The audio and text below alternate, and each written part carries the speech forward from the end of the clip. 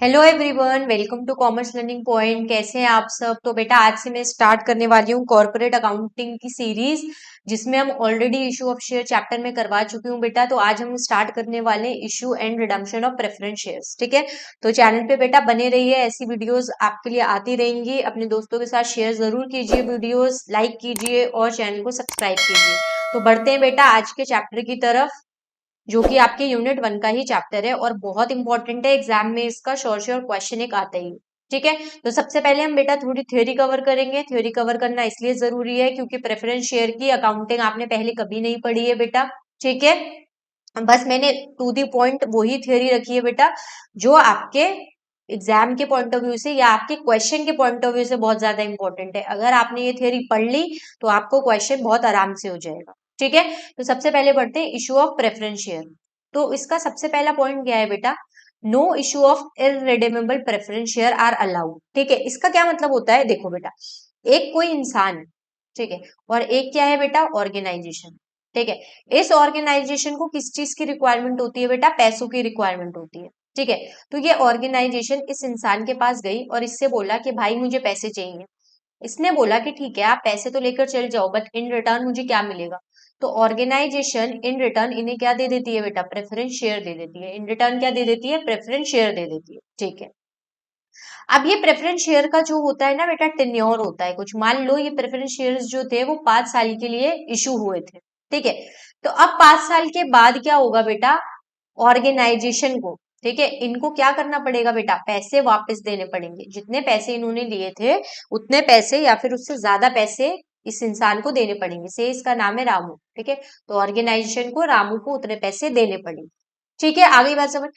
कभी भी ऐसा नहीं होता है बेटा कि आपने वैसे प्रेफरेंस शेयर इशू करे जिनमें आपको पैसा दोबारा रीपे नहीं करना पड़ता। ठीक है, तो वही बात हो रही है बेटा, no issue of irredeemable preference share. अगर आप किसी से पैसा ले रहे हो तो जितने साल के लिए ले रहे हो उतने साल के बाद आपको वो पैसा उस इंसान को रिटर्न करना ही करना है। ये फर्स्ट पॉइंट कहता है। ठीक है बेटा, नेक्स्ट पॉइंट है, period of redemption can not exceed 20 years. मतलब आपको जो रीपेमेंट करनी है, आपको जो रीपेमेंट करनी है बेटा, ठीक है, वो 20 सालों के अंदर अंदर करनी है। 20 साल से ज्यादा का टाइम पीरियड आप नहीं ले सकते हो। ठीक है, अब वो किस केस में? देखो, redemption exceeding 20 years but not exceeding 30 years.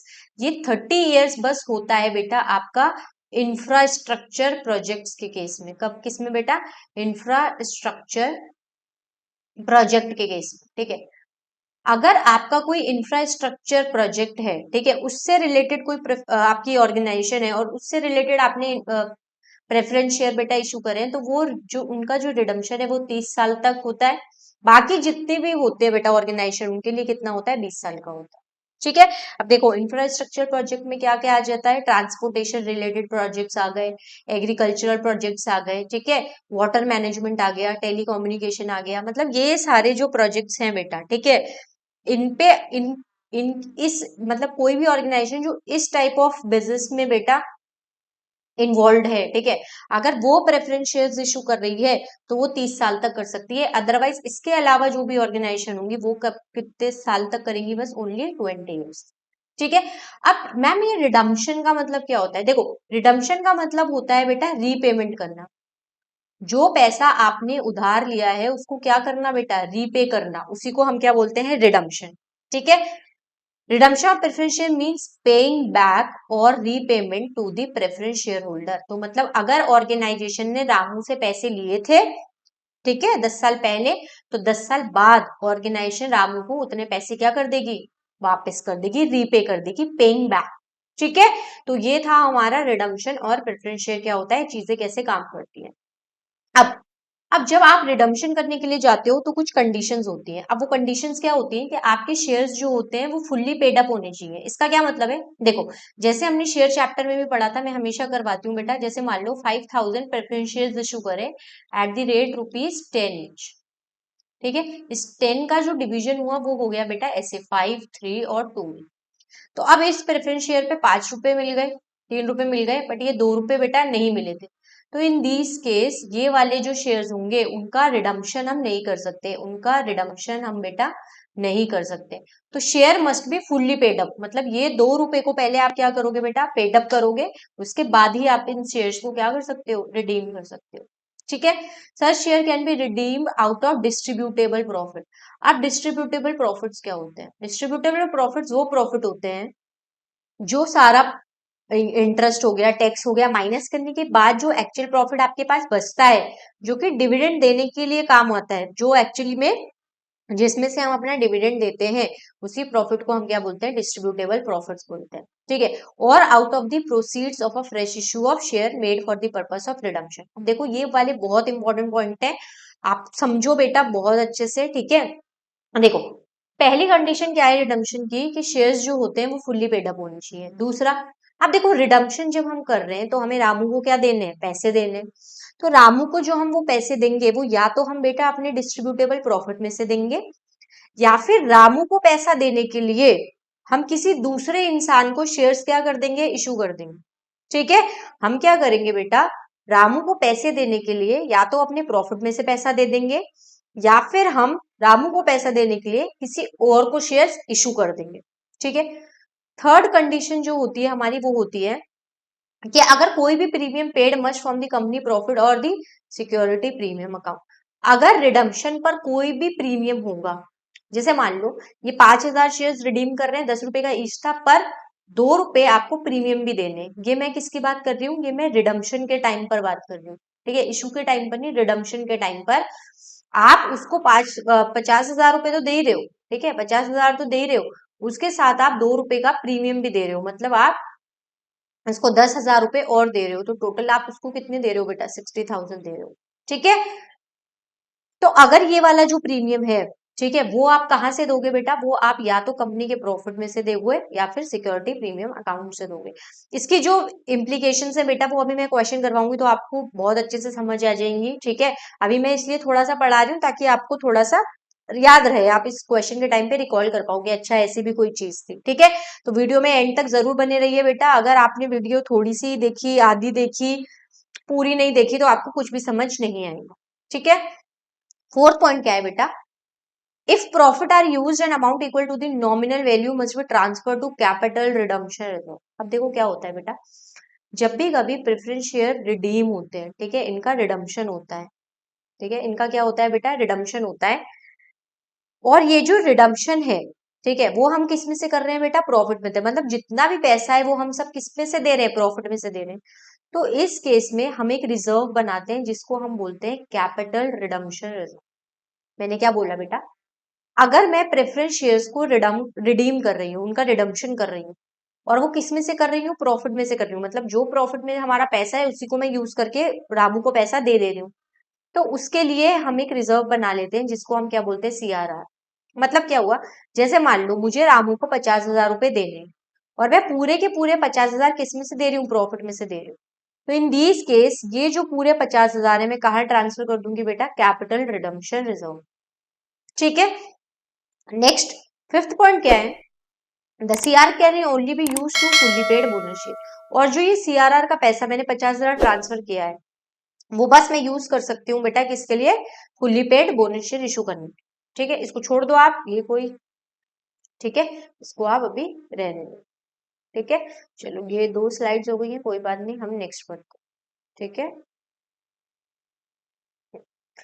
अब देखो नेक्स्ट क्या है बेटा, अब ये है हमारा, अब जितनी थ्योरी पढ़नी थी आपने पढ़ ली, ये है बेसिकली आपके स्टेप्स अपनी प्रैक्टिकल प्रॉब्लम्स को सॉल्व करने के लिए।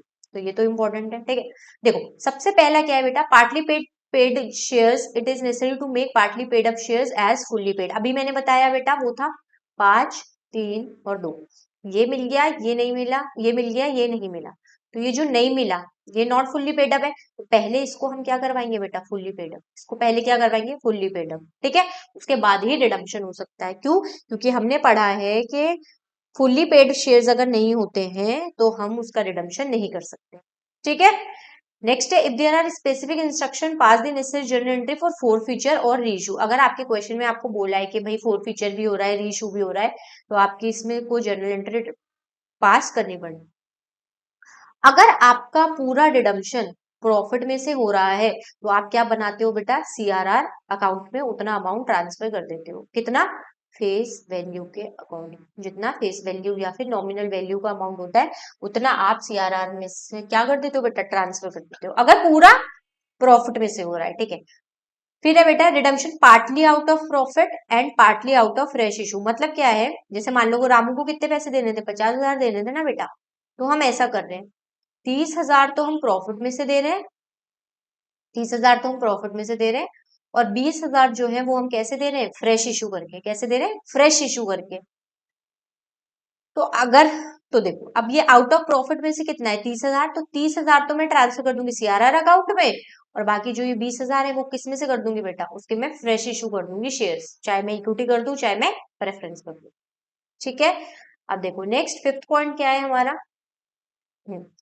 न्यू इशू हम कैसे निकालते हैं बेटा, nominal value of minimum new issue. मतलब कि आपको कितने शेयर्स इशू करने हैं वो आप कैसे निकालोगे, तो वो हम कैसे निकालते हैं बेटा, nominal value of preference share capital minus divisible profit, minus divisible profit. जैसे मान लो रामू को मुझे कितने पैसा देना था बेटा, 50,000 देना था, जिसमें से मैं क्या कर रही हूँ, 30,000 तो आउट ऑफ प्रॉफिट है, ऐसे ये बस आपको क्वेश्चन में दिया है, ठीक है, कि 50,000 तो आपको देना है, जिसमें से 30,000 आप आउट ऑफ प्रॉफिट कर रहे हो। तो आप क्या करोगे बेटा, 50,000 माइनस 30,000, तो आपको कितना बच गया, 20,000, ठीक है। तो अब अगर मैं बात करूं, मैंने आपको बोला था कि 5,000 के शेयर्स थे एट द रेट ₹10 ईच, तो इन दीज केस आप कितने शेयर्स इशू करोगे मैम, बस 2,000, ठीक है। तो नंबर ऑफ शेयर्स, ठीक है, वो कितने हो गए बेटा, 2,000।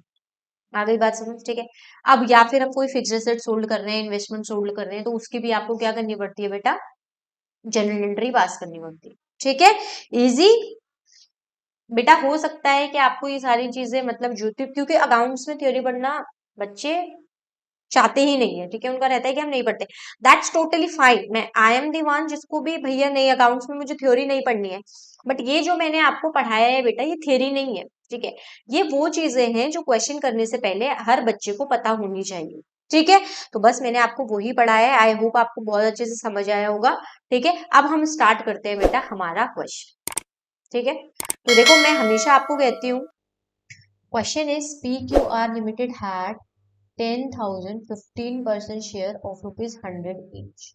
तो सबसे पहले आपको क्या लिखना है, बिल्कुल स्टार्टिंग में क्या हो रहा है बेटा, पी क्यू आर लिमिटेड है, इसके पास क्या है, फटाफट से पढ़ते हैं, 10,000, ठीक है। बहुत आराम से क्वेश्चन को पढ़ोगे, हमेशा एग्जाम में भी एक बार क्वेश्चन समझ आता है ना बेटा, क्वेश्चन आराम से हो जाता है, एट द रेट ₹100 ईच, ठीक है। इतना क्वेश्चन में हमें गिवन है, अभी मैं करवा रही हूँ, तो बेटा धीरे धीरे पेपर में आपको जब समझ आ जाएगा ट्रिक्स तो आप खुद अच्छे से कर लोगे, ठीक है। रिडीमेबल एट 10% प्रीमियम, मतलब बेटा जब ये रिडीम होंगे, जब ये रिडीम होंगे, ठीक है, तो ये 10% प्रीमियम के साथ रिडीम होंगे। मतलब क्या हुआ बेटा, ये 100 रुपए तो मिलेगा ही, प्लस ये 10 रुपए भी मिलेगा, तो टोटल एक शेयर पे कितना पैसा मिलेगा बेटा, 110 मिलेगा, ठीक है। मैंने क्या किया बेटा, 100 का निकाला 10%, विच इज 10, तो अब जो टोटल मिलेगा वो कितना मिलेगा, एक तो ये 100 रुपए और ये वाला 10 रुपए, तो टोटल जो मिलेगा एक शेयर पे वो कितना मिलेगा, 110 मिलेगा। किसको, रामू को, हम तो यही मान के चल रहे हैं,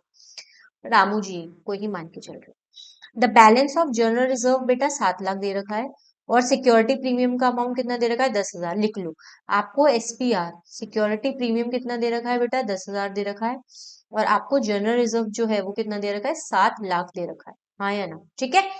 फिर क्या बोला है बेटा, respectively in order to finance redemption. देखो मुझे एक बात बताओ, रिडम्पशन का मतलब क्या होता है बेटा, पे बैक करना। पे बैक जब हम करेंगे तो आपके पास पैसा तो होना चाहिए, जब भी तो पे बैक करोगे, पैसा ही नहीं है तो कहां से पे बैक करोगे, ठीक है। तो रिडम्पशन के लिए जो पैसा है वो कंपनी कहाँ कहाँ से ले रही है बेटा, पहला क्या है, sold some of the investment at ₹3,50,000, जिसकी बुक वैल्यू कितनी थी बेटा, 5 लाख।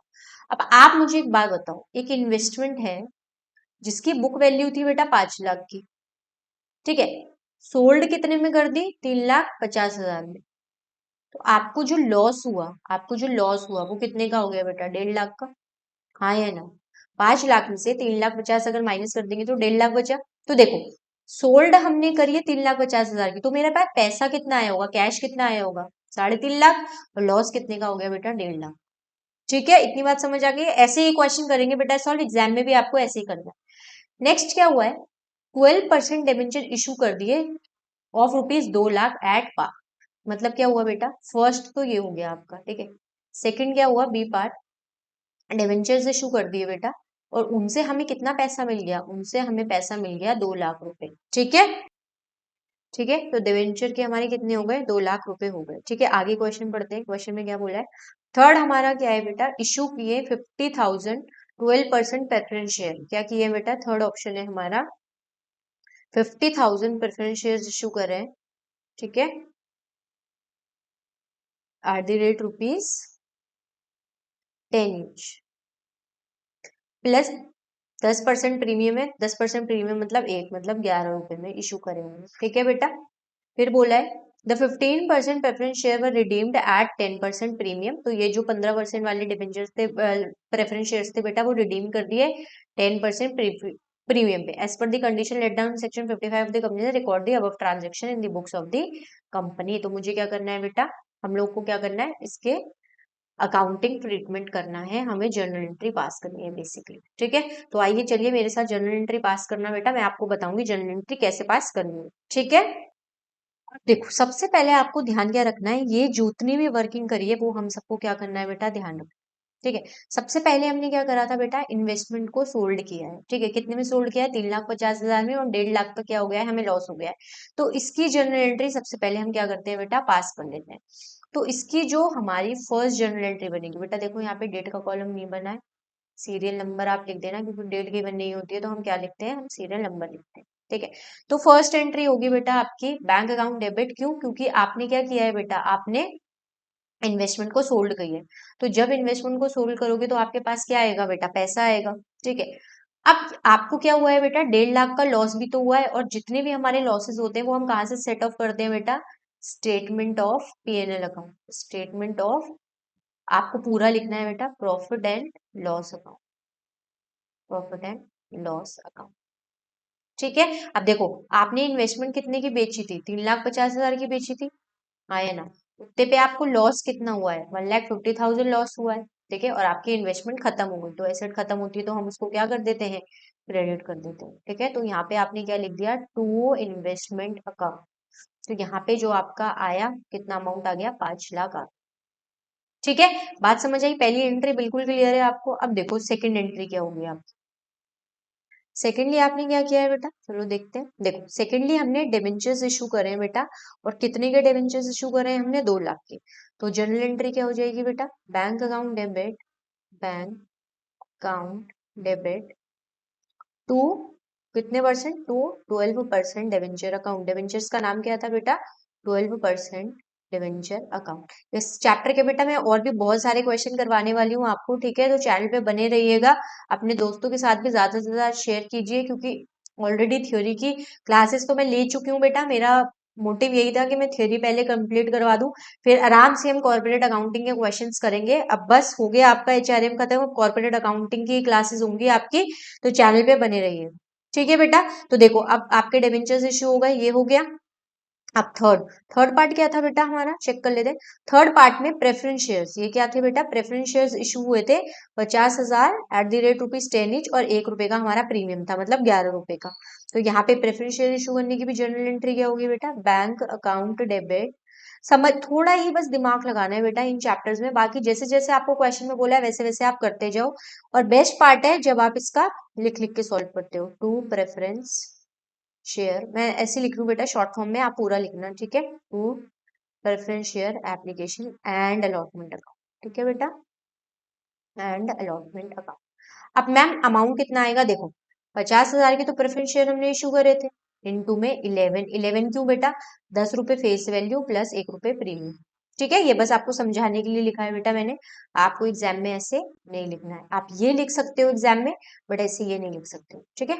तो 5,50,000, 5,50,000, ठीक है। आई होप यहाँ तक आपको सारी चीजें समझ आई होंगी बेटा, ठीक है। नेक्स्ट अब हमारी फोर्थ एंट्री क्या होगी वो हम देखते हैं, ठीक है। अब इसका पैसा हम ट्रांसफर करेंगे बेटा, तो जनरल एंट्री क्या हो जाएगी, next preference share application and allotment account debit, फिर क्या हो जाएगा बेटा, to 12% preference share capital account, हाँ है ना, ऐसी तो जनरल एंट्री करते थे बेटा हम, है ना। और फिर क्या आ जाएगा, टू सिक्योरिटी प्रीमियम अकाउंट। ये बेसिकली क्या है बेटा, प्रेफरेंस शेयर इश्यू करने की एंट्री, ठीक है। जो हमने न्यू प्रेफरेंस शेयर इशू करे हैं उसको इशू करने की एंट्री है। तो यहाँ पे क्या आ जाएगा बेटा, 50,000 इंटू 11, ठीक है। ये कितना हो जाएगा, 50,000 इंटू 10, और ये क्या हो जाएगा बेटा, 50,000 इंटू 1, ठीक है। तो यहाँ पे कितना आ जाएगा बेटा, 5,50,000, फिर यहाँ पे अपना आ जाएगा 5,00,000, और फिर यहाँ अपना कितना आ जाएगा बेटा, 50,000, ठीक है। आगे बात समझ। तो ये बेसिकली बेटा चार एंट्री किसकी है, चार एंट्री ये उन चीजों की है, ये चार चीज, ये चार इन केसेस की है बेटा, जिनसे आपको क्या करना है, पैसा अरेंज करना है। देखो, कभी भी आप जब भी रीपेमेंट करोगे तो रीपेमेंट से पहले तो बेटा आपको पैसा ही अरेंज करना पड़ेगा। तो ये तीनों पॉइंट वो हैं जिससे आपने क्या करा है बेटा, पैसा अरेंज किया है अपने प्रेफरेंस शेयर्स को देने के लिए, ठीक है। आई बात समझ। अब देखो, अब है सबसे इंपॉर्टेंट बात, जो कि आपको हर क्वेश्चन में बेटा याद रखनी है, करनी है, और बस यही चीजें होती हैं जो थोड़ा सा टिपिकल होती हैं करने के लिए, अदरवाइज बाकी तो और कुछ नहीं होता है। करें स्टार्ट। देखो बेटा, अगर मैं बात करूं टोटल रिडम्पशन, अगर आपको मैं बात करूं बेटा रिडम्पशन की, रिडम्पशन अमाउंट की, तो आपको टोटल जो रिडम्पशन करना है वो कितना करना है बेटा। अगर मैं फेस वैल्यू की बात करूं तो 10,000 प्रेफरेंस शेयर्स थे और 100 ईच थे, ठीक है बेटा। तो ये कितना हो गया, ये अपना हो गया 10 लाख, हाँ या ना। तो टोटल अमाउंट हमें कितना चाहिए बेटा, रिडम्पशन के लिए 10 लाख रुपए चाहिए, हाँ, ठीक है।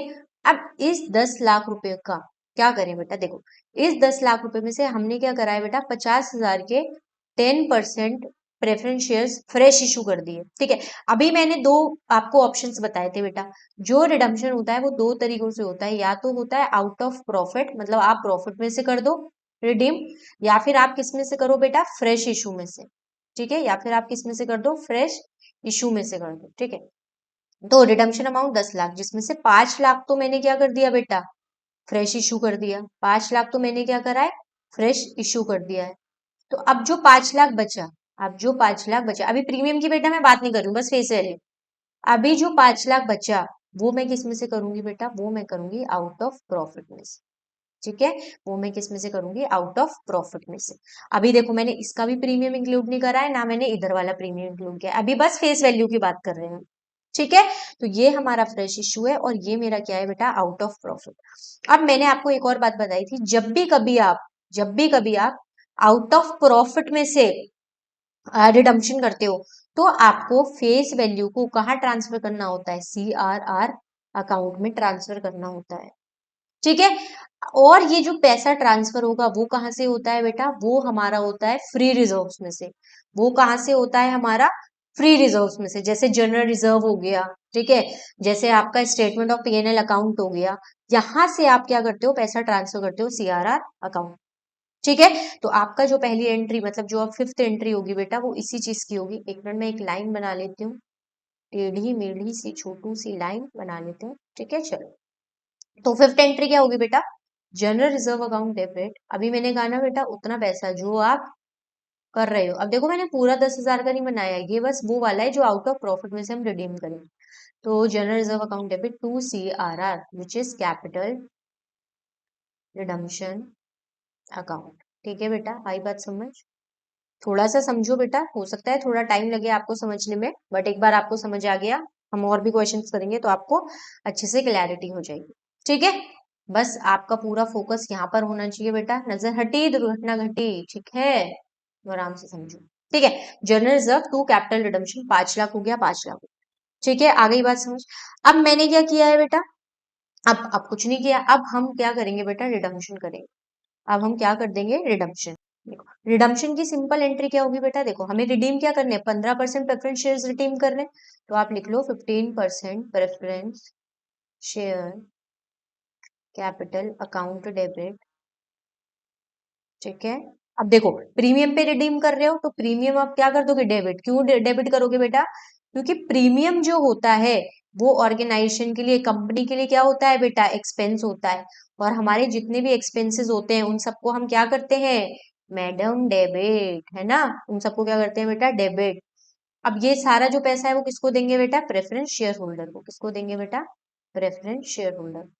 ठीक है, तो ये क्या हो गई हमारी एक लाइबिलिटी अराइज हो गई और खत्म भी हो गई। ठीक है, ऊपर खत्म हो गई या अराइज हो गई। कितनी बेटा? देखो 10 लाख रुपए तो हम उसको रिडम्पशन का देंगे, मतलब फेस वैल्यू देंगे। प्रीमियम हम कितना देंगे बेटा उसको? देखो जाके देखो कैसा है, 10 रुपए का प्रीमियम है। ठीक है, 10 रुपए का प्रीमियम है बेटा। देखो 10 रुपए का प्रीमियम है और 10,000 शेयर्स पे, तो यहाँ पे कितना हो गया बेटा? ये 1 लाख। यहाँ पे कितना हो गया बेटा? ये 1 लाख। तो टोटल यहाँ पे जो पैसा उसको मिलना है, जो लाइबिलिटी हमारी क्रिएट हुई है, वो कितनी हो गई है? 11 लाख की। अब बस आप पे कर दो इसे। ठीक है, आप पे कर दो। तो जर्नल एंट्री पेमेंट की क्या हो जाएगी बेटा? Preference share holder account debit, या आप पूरा लिख लेना बेटा। ठीक है, मैं तो शॉर्ट में लिख लूँ, आप लोग पूरा लिख लेना। Preference share holder account debit to bank account. मतलब आपके पास से क्या चला गया बेटा? पैसा चला गया, इसलिए क्रेडिट। आपकी लाइबिलिटी खत्म हो गई, इसलिए आप क्या कर रहे हो? उसको डेबिट।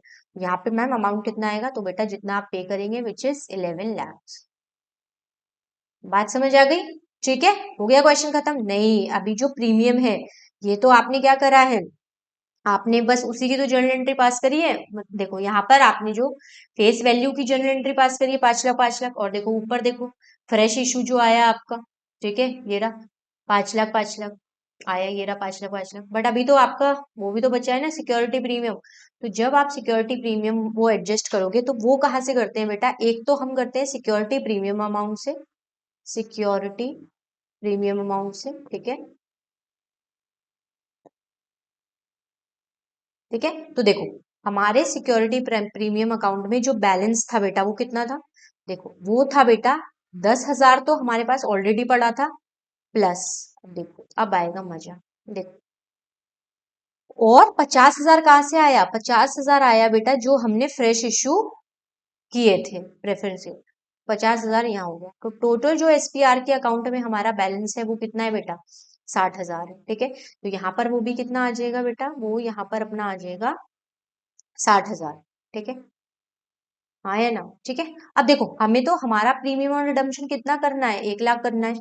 तो बाकी जो बचा हुआ पैसा है वो हम कहाँ से ले लेंगे बेटा? जनरल रिजर्व अकाउंट से ले लेंगे। कहाँ से लेंगे? जनरल रिजर्व अकाउंट से। तो general reserve account debit to कितना हो गया? 40,000। टू क्या हो जाएगा बेटा? टू प्रीमियम ऑन रिडम्पशन का। ठीक है, तो ये कुछ जर्नल एंट्रीज होती हैं बेटा, जो आपको क्या करनी होती है? पास करनी पड़ती है। और देखो आपको ना कुछ भी नहीं करना है। सबसे पहले आपको क्या करना है बेटा? सबसे पहले क्वेश्चन में जितने भी केसेस आपको गिवन है वो आपको लिख देने हैं। ठीक है, उसके बाद जैसे जैसे क्वेश्चन बोल रहा है, ठीक है, पहले आप क्या करो, जहां से पैसा आने वाला है उस पैसे की जर्नल एंट्री पास कर दो। ठीक है, फिर उसके बाद कोई फ्रेश इशू कराए तो उसकी जर्नल एंट्री पास कर दो। फिर अगर आपको लगता है कि अब भैया उसने फ्रेश इशू से पूरा नहीं किया है, आउट ऑफ प्रॉफिट में से भी किया है, तो उसकी जर्नल एंट्री पास कर दो। फिर आप रिडम्पशन की जर्नल एंट्री पास कर दो। फिर अगर प्रीमियम कोई है तो उसे राइट ऑफ कर दो, और वो राइट ऑफ कहाँ से होता है बेटा? सिक्योरिटी प्रीमियम में से, जनरल रिजर्व में से, बेसिकली फ्री रिजर्व में से। ठीक है, आई होप बेटा ये क्वेश्चन आपको बहुत अच्छे से समझ आया होगा। इशू ऑफ प्रेफरेंस शेयर, क्योंकि आप फर्स्ट टाइम पढ़ रहे होते हो बेटा, बहुत सारे बच्चों को ये समझ नहीं आता है। मेरी पूरी कोशिश रहेगी कि मैं हर एक बच्चे को बहुत अच्छे से ये सारी चीजें इजी वे में समझा सकूं बेटा, ताकि आप एक क्वेश्चन अटेम्प्ट जरूर कर पाओ अपने एग्जामिनेशन में। तो चैनल के साथ बने रहिए बेटा, चैनल को सब्सक्राइब कीजिए, अपने दोस्तों के साथ ज्यादा से ज्यादा शेयर कीजिए। ठीक है, एचआरएम की वीडियोस भी डली हुई है बेटा, उन्हें भी जाकर देखिए।